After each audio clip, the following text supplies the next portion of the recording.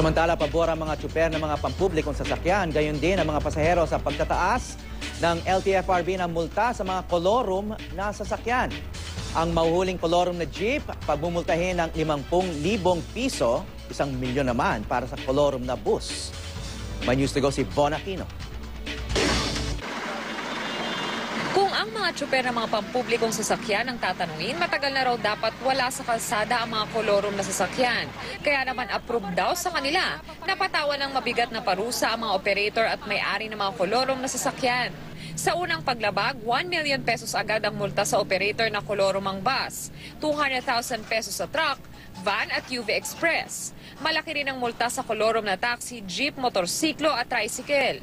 Ayon sa mga driver ng jeepney, bukod sa mababawasan ang kaagaw nila sa mga pasahero, iwas traffic pa. May iwasan na yung sobrang traffic, saka yung mga may prangkisa, yun ang dapat manatili sa alsada. Ganito rin ang pananaw ng mga UV Express at bus drivers. Ayon sa kanila, sila ang lehitimong nagbabayad ng prangkisa. Kaya dapat daw na sila lang ang may karapatang mamasada. Anter naman kami na yung mga kolorum, mabiyahe tapos kami. Na wawalan kami ng mga yung pasahero.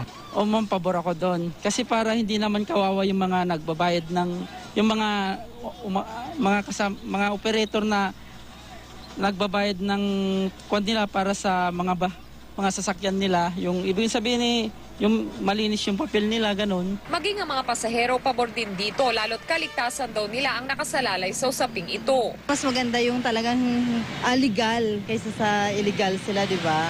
Para yung safety din ng mga pasahero, kumbaga maproteksyonan din. Sa benefits, kung may mangyari man sa amin, ay wag naman sana. Hindi malaking bagay na kaysa yung sa kolorum. Isa pa doon, abala ka pa pag mahuli pa. Von Aquino, GMA News.